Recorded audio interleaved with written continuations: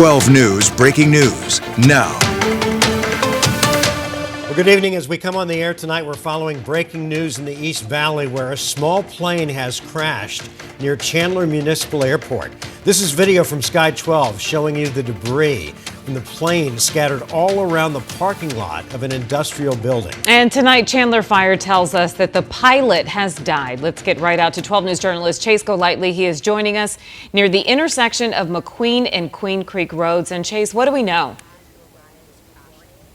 Yeah, Creepy, where we're at right now is basically right across the street from the Chandler Municipal Airport. It's possible this aircraft was trying to land when it instead crashed in this area right behind me, just beyond this fence belonging to a warehouse. You can make out that aircraft. Police have put tape all around it. From what we were seeing earlier, the front end of that aircraft appears to be destroyed. It also looks like maybe on impact, it's separated from the tail end there. But let's go ahead and take you to that Sky 12 video once again to show you just the scope of the damage from this. Now, Chandler Fire Department were the ones that confirmed to us this crash ended one person's life, the pilot. They were the only ones on the plane when it went down. Chandler police telling us this all came in as a 911 call just before 8 o'clock tonight. Officers worked with the airport to try and find the plane, locating it here. And as I mentioned, this is very close to the airport. Now, we did speak with a witness who said they heard and saw the whole situation. This is what they had to tell us. We heard an engine cut out, and we kind of looked. We didn't see anything, but then right then we heard a large boom, and we kind of looked over and we saw a large plume of smoke kind of rising from this area. So we ran across the park, and then we looked over and we saw it was all on fire.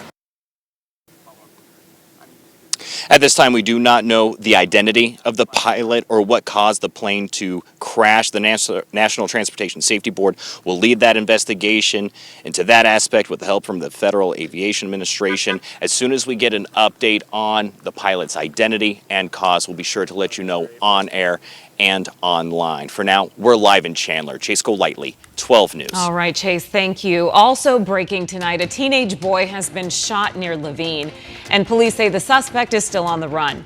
Police say the teen was near 75th Avenue and Baseline when someone fired a shot.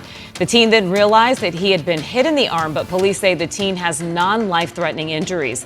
The suspect fled on foot, wearing dark-colored clothing, and detectives are on scene investigating. We continue to follow a weather impact alert that's in place through the weekend as these dangerous temperatures are set to stick around. Let's get right to meteorologist Lindsay Riley. And Linz, looks like these hottest temperatures right now are still on the way. They are, yes. Our heat is going to peak between Friday and Monday. The mugginess will actually go down tomorrow and the next day and go back up again in time for this higher heat moving in for the weekend. Here's our 10 p.m. temps, still in the triple digits in a couple spots, including Phoenix, Goodyear, Avondale, and Glendale, down to 99 in Chandler. Temperatures tomorrow will be warmer than today. Dew points are still in the low to mid 60s, so you definitely notice that mugginess out there.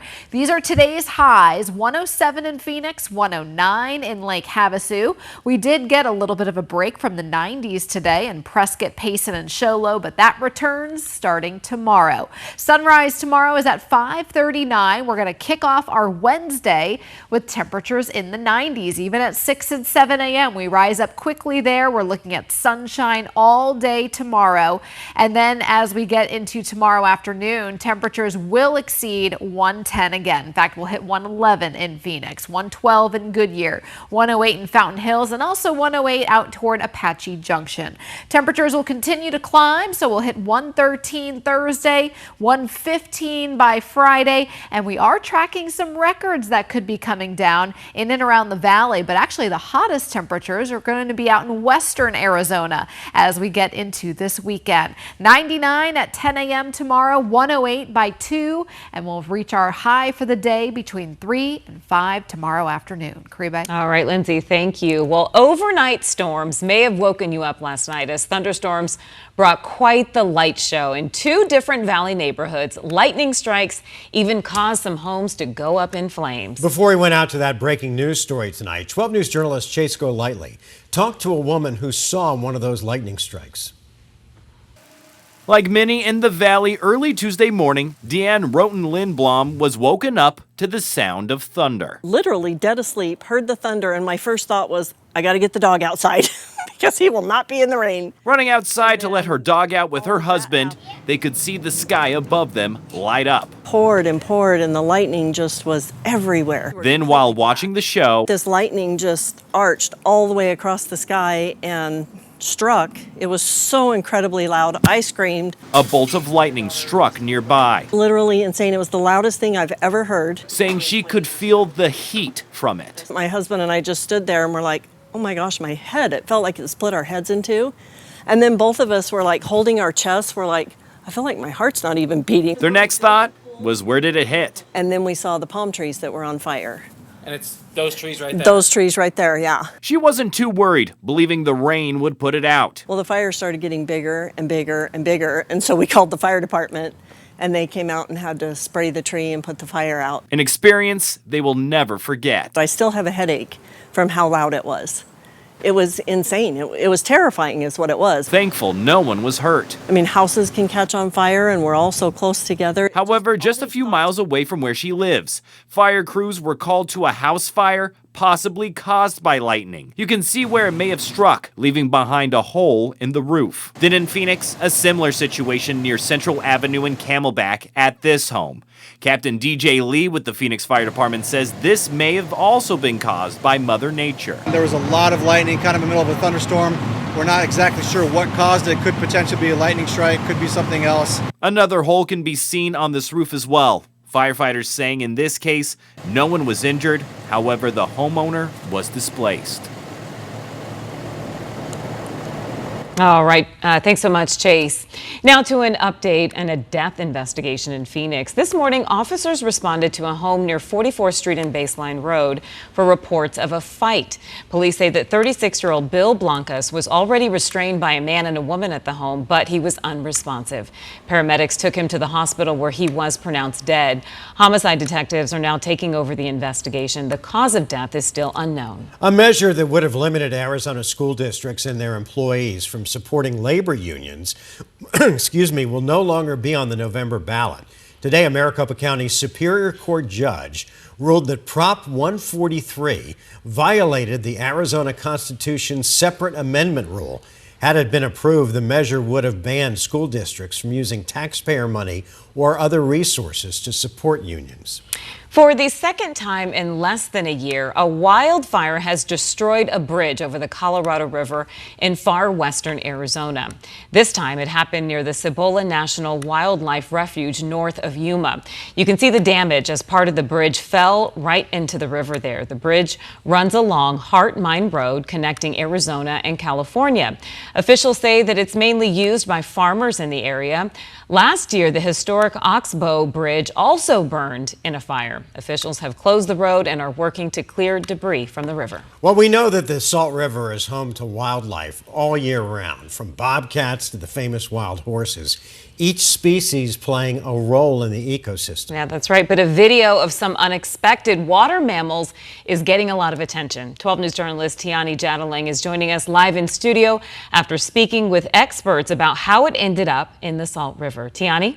Great Bay Mark, Mesa resident Mark Stordo captured this video. He frequents the Salt River weekly, but he says seeing this group of otters was a rare sighting, leaving him and others wondering where exactly they came from. This is the video wildlife photographer Mark Stordo shot Monday morning. He visits the Salt River 2 to 4 times a week and has captured photos of a number of wildlife. I've seen Gila monsters, bobcats, eagles, ospreys, hawks, vultures, all kinds of lizards and snakes. Stordo says growing up in the Midwest, otters weren't something he expected to find in Arizona. I wasn't sure what I would find out here other than the normal expected, the road runners, the mountain lions and snakes and stuff. So yeah, that was surprising when I first saw them. An expert with Arizona's Game and Fish say this is the reason they're not seen as often as wild horses, ducks, or fish. They're not uncommon, but they're not a species that's regularly observed because they spend quite a bit of their time in the water and under the water. So you're pretty lucky to see them here in Arizona. The state agency says the mammals were reintroduced into the Verde River watershed back in 1981. Their population has since expanded, and they found their way into other river systems as well. And seeing them is actually a positive sign. River otters are pretty sensitive to changes in water quality. And so being able to observe them in our rivers is a good indication of the water health in those systems. The mammals help maintain fish prey populations, and they also eat invasive species like crawfish. But Game and Fish say they're difficult to monitor. We do have issues sometimes with them getting in the fish hatcheries or into people's private ponds. People are seeing them at lakes and rivers, so we definitely suspect that we have a healthy population, but they are pretty difficult to actually count individuals. April Howard of Game and Fish believes the video shows what looks to be a mother and her 4 young. For many, the Salt River is a place to escape the heat, but for countless species, it's home. It's so plentiful. The lower Salt River is just full of a massive diversity of species. It's like no other place I've been before in my life. Now, the otters can be found near Granite Reef and the Gila River, but experts ask that you observe from a respectful distance. Live in studio, I'm Tiani Jadling, 12 News. All right, Tiani, thank you. Well, still ahead, dramatic video shows a teenage lifeguard rescuing a young boy from intense waves. Now, even President Trump is reacting to the rescue. Plus, visitors are being turned away from the Hoover Dam as crews work to make emergency repairs. Tonight, we're getting a look at what's causing the problem. And the D-backs get a win on the road, but it wasn't easy. How the bullpen gave fans some real headaches tonight. And at 10-12, excuse me, losing my voice tonight. 10-12, let's give you a live look over downtown Phoenix. Stay right here. 12 News at 10 is coming right back.